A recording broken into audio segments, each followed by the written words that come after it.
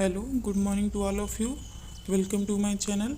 आज इस वीडियो में हम देखने वाले हैं रीजनिंग का प्रीवियस ईयर क्वेश्चन पेपर। देखिए ये पेपर 2019 का है। 5 मार्च 2019 को ये पेपर हुआ था। तो चलिए स्टार्ट करते हैं आज की वीडियो।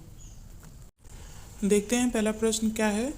उस सही विकल्प का चयन करें जो रिक्त स्थान की पूर्ति करते हुए श्रृंखला को पूरा करे।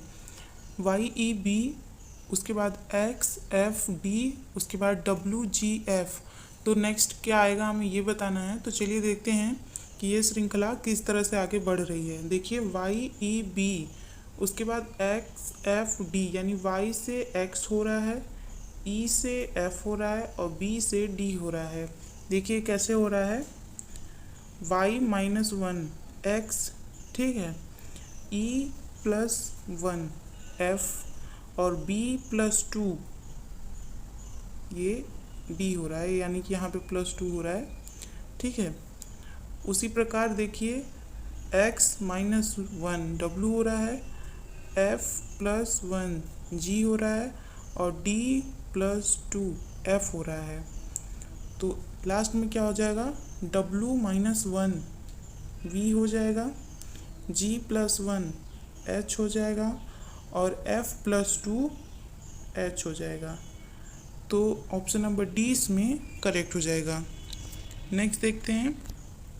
यदि पैंट को 51 के रूप में कूटबद्ध किया जाता है तो डॉग्स के लिए कूट क्या होगा। तो चलिए देखते हैं कैसे सॉल्व होगा। देखिए P का जो स्थानीय मान होता है वो होता है 16, A का होता है 1, N का होता है 14 और T का होता है 20। टोटल सम करेंगे तो आपका आएगा 51 यानी 51। तो डॉग्स का कैसे हो जाएगा, डॉग्स का D का हो जाएगा स्थानीय मान 4 प्लस O का हो जाएगा 15 प्लस G का हो जाएगा 7 प्लस S का हो जाएगा 19। टोटल सम करेंगे तो आपका आएगा 45। ऑप्शन नंबर बी इसमें आपका करेक्ट हो जाएगा। चलिए देखते हैं क्वेश्चन नंबर 3। 7 मॉडल्स ABCDEF और G ए फोटोग्राफी सेशन के लिए फोटोग्राफ के सामने हैं। D G के बिल्कुल दाईं ओर खड़ा है। चलिए देखते हैं कैसे सॉल्व होगा। जो D, थोड़ा स्पेस ले लेते हैं यहाँ से। D G के बिल्कुल दाएं हैं। मान लीजिए वो सब अपना फेस इधर करके खड़े हैं तो G के बिल्कुल दाएं हैं। यहाँ कहीं G है तो G का दायां इस तरफ हो जाएगा, यहाँ D हो जाएगा। B D और F के बीच खड़ा है, D यहाँ है, D और F के बीच B है, ठीक है। A C के बिल्कुल दाईं ओर खड़ा है और E G और A के बीच खड़ा है। पहले देखिए G यहाँ है, G और E के बीच कौन है, G और A के बीच E है, ठीक है। ये देखिए E G और B के दाईं ओर खड़ा है और A C के बिल्कुल दाईं ओर है। ये यहाँ हो जाएगा आपका C। अब देखिए बीच में कौन है, बीच में है आपका G। क्वेश्चन पूछ रहा है बीच में कौन खड़ा है, तो ऑप्शन नंबर ए इसमें आपका करेक्ट हो जाएगा, बीच में G है।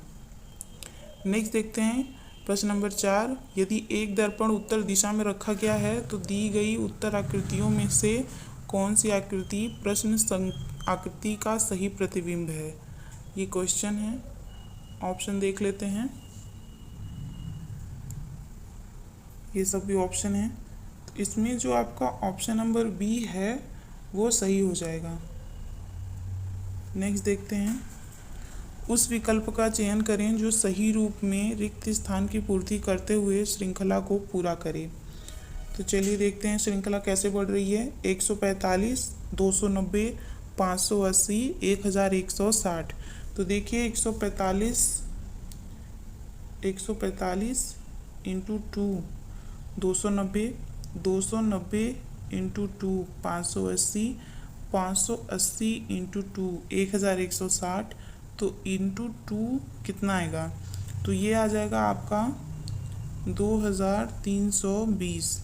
तो ऑप्शन नंबर बी इसमें आपका करेक्ट हो जाएगा। नेक्स्ट देखते हैं।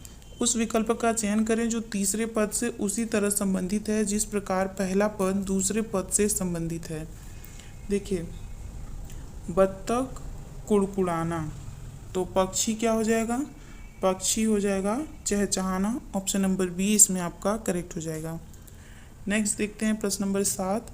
4 शब्द दिए गए हैं जिनमें से 3 किसी तरह से समान हैं जबकि एक अलग है। असंगत शब्द का चयन करें। तो देखिए, कॉमिक, सेल्स, शूज और टच, इन सभी में कॉमन क्या है? देखिए, कॉमिक सी से शुरू हो रहा है और सी से ख़त्म हो रहा है। सेल्स एस से शुरू हो रहा है और एस से ख़त्म हो रहा है। शूज़ में भी वही रूल है, जबकि टच में टी से शुरू हो रहा है और एच से ख़त्म हो रहा है। तो ऑप्शन नंबर डी इसमें आपका करेक्ट हो जाएगा। नेक्स्ट देखते हैं, 4 विकल्प दिए गए हैं जिनमें से 3 किसी तरह से समान हैं जबकि एक अलग है। असंगत का चयन करें। चलिए देखते हैं कैसे सॉल्व होगा। ऑप्शन नंबर ए देखते हैं। ऑप्शन नंबर ए में देखिए, 11 दूना के 22, 11 तियाँ के 33।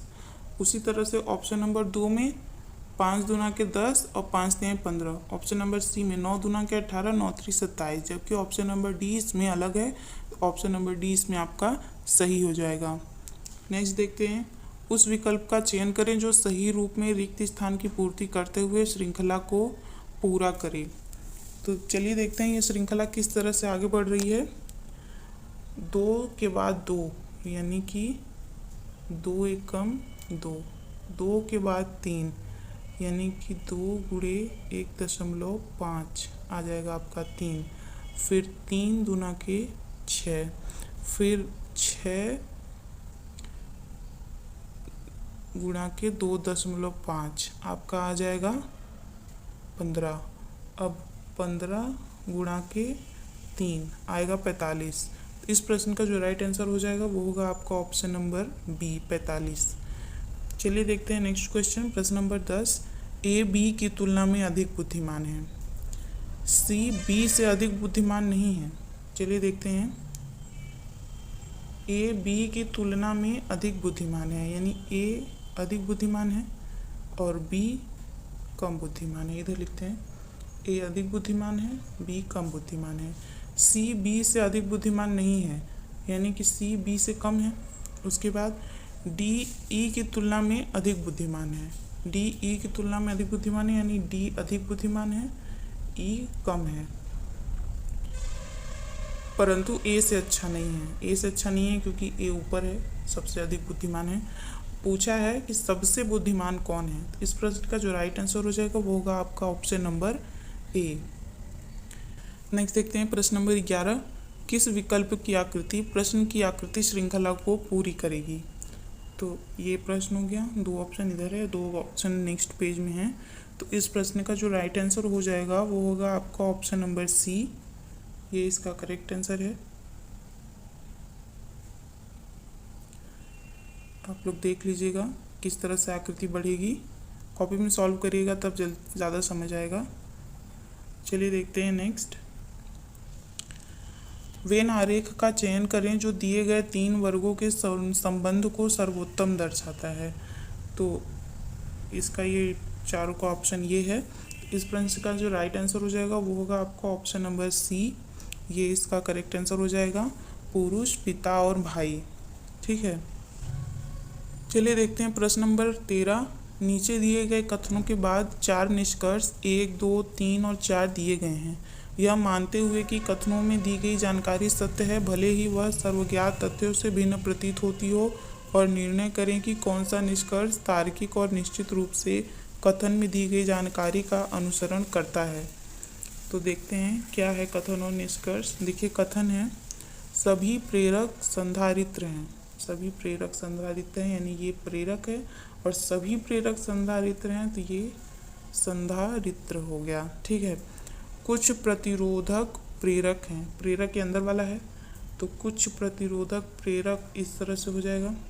सभी परमाणु संख्या प्रतिरोधक है, ये प्रतिरोधक है पी से, सभी परमाणु संख्या प्रतिरोधक हो जाएगा तो ये अंदर ये परमाणु संख्या हो गया। अब देखिए निष्कर्ष क्या कह रहा है। निष्कर्ष कह रहा है सभी परमाणु संख्या संधारित्र हैं, तो नहीं, परमाणु संख्या नहीं है। कुछ परमाणु संख्या संधारित्र हैं, ये भी गलत है। देखिए संधारित्र जो है वो ये वाला है और परमाणु संख्या ये वाला है, इनका कोई कांटेक्ट नहीं है। ठीक है, कुछ संधारित्र प्रतिरोधक हैं, तो जी हाँ ये सही हो जाएगा। देखिए ये संधारित्र है और ये प्रतिरोधक है, तो यहाँ पे ये अंदर आ रहा है, प्रेरक से होते हुए जा रहा है, तो तीसरा वाला जो है वो सही हो जाएगा। सभी प्रतिरोधक संधारित्र हैं, तो चौथा गलत हो जाएगा। इसमें देखिए केवल तीसरा जो निष्कर्ष है वो सही है। तो चलिए देखते हैं ऑप्शन में। ऑप्शन ए है केवल एक अनुसरण करता है, ऑप्शन बी है केवल 2 अनुसरण करता है, ऑप्शन सी है केवल 1 और 2 अनुसरण करते हैं, और ऑप्शन डी है केवल 3 अनुसरण करता है। इस प्रश्न का जो राइट आंसर हो जाएगा वो होगा आपका ऑप्शन नंबर डी, केवल 3 अनुसरण करता है। नेक्स्ट देखते हैं, उस विकल्प का चयन करें जो तीसरे पद से उसी तरह संबंधित है जिस प्रकार दूसरा पद पहले पद से संबंधित है। इसमें बताना है कि 412 जिस तरह संबंधित है 49 से, उसी तरह से 361 किससे संबंधित होगा। तो चलिए देखते हैं ये कैसे सॉल्व होगा। देखिए ये सॉल्व होगा 4 + 1 + 2 = 7 और 7 का स्क्वायर हो जाएगा 49। उसी तरह से अब इसे सॉल्व करते हैं। 3 + 6 + 1 = 10, 10 का स्क्वायर, ये हो जाएगा आपका 100। ऑप्शन नंबर सी इसमें आपका करेक्ट हो जाएगा। चलिए देखते हैं नेक्स्ट क्वेश्चन। प्रश्न नंबर 15 कह रहा है 4 अक्षर समूह दिए गए हैं जिनमें से 3 किसी तरह से समान हैं जबकि एक अलग है। असंगत अक्षर समूह का चयन करें। इसमें बताना है कि कौन सा अलग है। तो चलिए देखते हैं कैसे सॉल्व हो रहा है। देखिए ऑप्शन ए DEF यानी +1 +1 +1। उसके बाद ऑप्शन नंबर बी HIK यानी +1 +1 +2। ऑप्शन नंबर सी CDE, इसमें भी +1 का ही सीरीज़ है, और D EFG इसमें भी +1 +1 +1 ही है। ऑप्शन नंबर बी इसमें असंगत है, यहाँ +2 है, यानी यहाँ HIJ होना चाहिए था लेकिन K है, ये इस प्रश्न का राइट आंसर है। नेक्स्ट देखते हैं, यदि किसी निश्चित कूट भाषा में केज को BDFG के रूप में लिखा गया है और नॉर्मल को MOXQDF के रूप में लिखा जाता है, तो उसी कूट भाषा में जनरल को किस प्रकार लिखा जाएगा। तो चलिए देखते हैं कैसे सॉल्व होगा। देखिए जनरल में जी के स्थान पे, केज में देखिए जी के स्थान पे क्या आ रहा है F, ई के स्थान पे क्या आ रहा है G, एन के स्थान पे नॉर्मल में देखिए एन के स्थान पे आ रहा है M, फिर एन हो गया। ई के स्थान पे देखिए क्या आ रहा है, इसमें आ रहा है G। फिर उसके बाद R इसमें देखिए इसके स्थान पे आ रहा है X। फिर A इसमें है, A के स्थान पे आ रहा है D, और L के स्थान पे आ रहा है F। तो इस प्रश्न का जो राइट आंसर हो जाएगा वो होगा FDMGXDF। तो ऑप्शन नंबर डी इसमें करेक्ट हो जाएगा। नेक्स्ट देखते हैं, नीचे दिए गए कथनों के बाद 2 निष्कर्ष 1 और 2 दिए गए हैं। यह मानते हुए कि कथनों में दी गई जानकारी सत्य है, भले ही वह सर्वज्ञात तथ्यों से भिन्न प्रतीत होती हो, और निर्णय करें कि कौन सा निष्कर्ष तार्किक और निश्चित रूप से कथन में दी गई जानकारी का अनुसरण करता है। तो चलिए देखते हैं।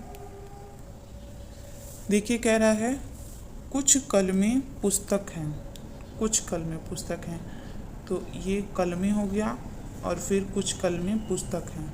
ठीक है, उसके बाद कह रहा है सभी पुस्तकें मंदिर हैं, सभी पुस्तकें मंदिर हैं, ये मंदिर हो गया। सभी अंगूर चेरी है, तो सभी अंगूर चेरी हैं, ये अलग बन जाएगा ऐसे।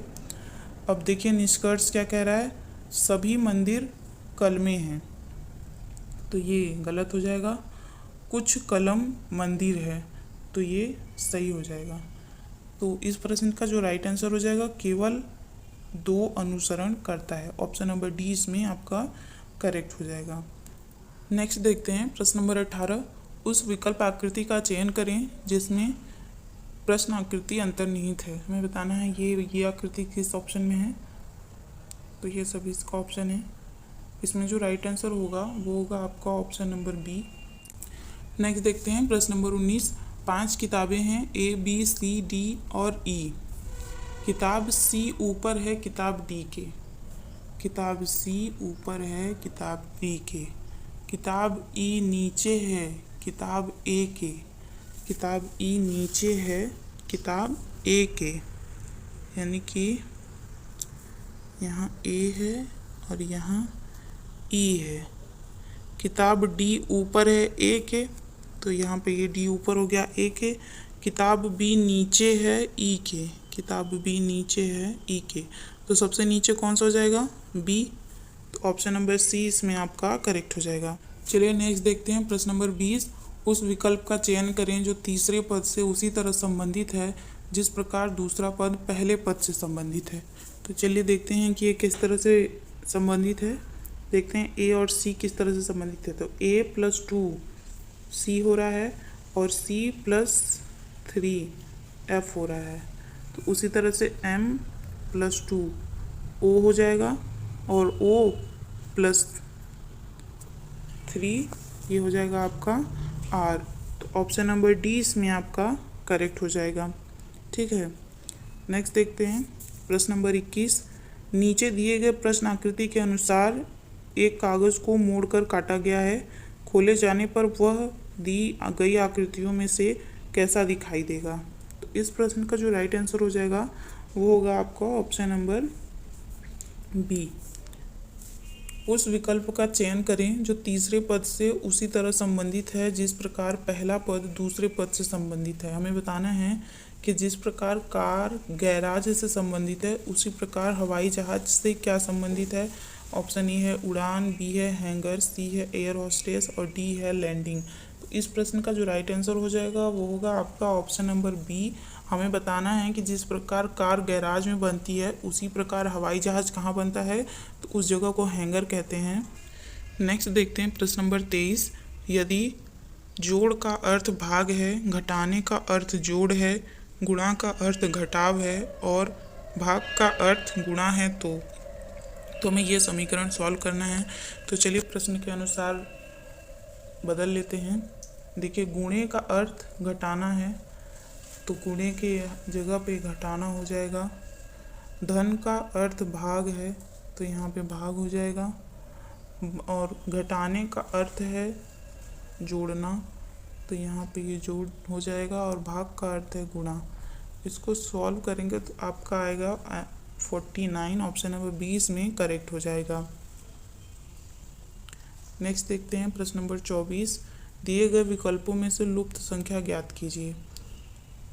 हमें बताना है कि इसके स्थान पे क्या आएगा। तो चलिए सॉल्व करते हैं। देखिए 2, 5, 6 से 65 कैसे हो रहा है। ठीक है, तो ये 2, 5, 6, 2 का स्क्वायर हुआ 4, 5 का स्क्वायर हुआ 25 और 6 का स्क्वायर हुआ 36। टोटल जोड़ेंगे आपका आएगा 65। उसी तरह से दूसरे में भी देखते हैं। 6 का स्क्वायर होगा 36, 8 का स्क्वायर होगा 64 और 9 का स्क्वायर होगा 81। जोड़ देंगे आपका आएगा 181। उसी तरह से इसे सॉल्व करते हैं। इसे सॉल्व करने के लिए देखिए 2 का स्क्वायर हो जाएगा 4, 8 का स्क्वायर हो जाएगा 64 और 7 का स्क्वायर हो जाएगा 49। तो टोटल करेंगे आएगा 117। ऑप्शन नंबर सी इसमें आपका करेक्ट हो जाएगा। नेक्स्ट देखते हैं प्रश्न नंबर 25। निम्नलिखित में से कौन सी उत्तर आकृति दी गई आकृति को पूरा करेगी? हमें बताना है कि इसके स्थान पे क्या आएगा। तो इस प्रश्न का जो राइट आंसर होगा वो होगा आपका ऑप्शन नंबर ए। ये आपका राइट आंसर है। तो फ्रेंड्स आज की वीडियो में बस इतना ही। नेक्स्ट हम और भी रीजनिंग के वीडियोस देखने वाले हैं। अगर आपने अभी तक मेरे चैनल को सब्सक्राइब नहीं किया तो प्लीज़ सब्सक्राइब करके नोटिफिकेशन बेल ऑन कर दें और हमें बताइए कि आपने 25 में से कितने क्वेश्चन सही किए हैं। अगर आप 25 में से 20 प्लस कर रहे हैं तो आपका स्कोर बहुत ही अच्छा है। कोशिश करिए कि आप 25 में से 25 करें। ये बहुत कठिन नहीं है, आप मेहनत करेंगे तो आप ज़रूर इसी वैकेंसी में पास हो जाएंगे। तो चलिए मिलते हैं नेक्स्ट वीडियो में, तब तक के लिए नमस्कार।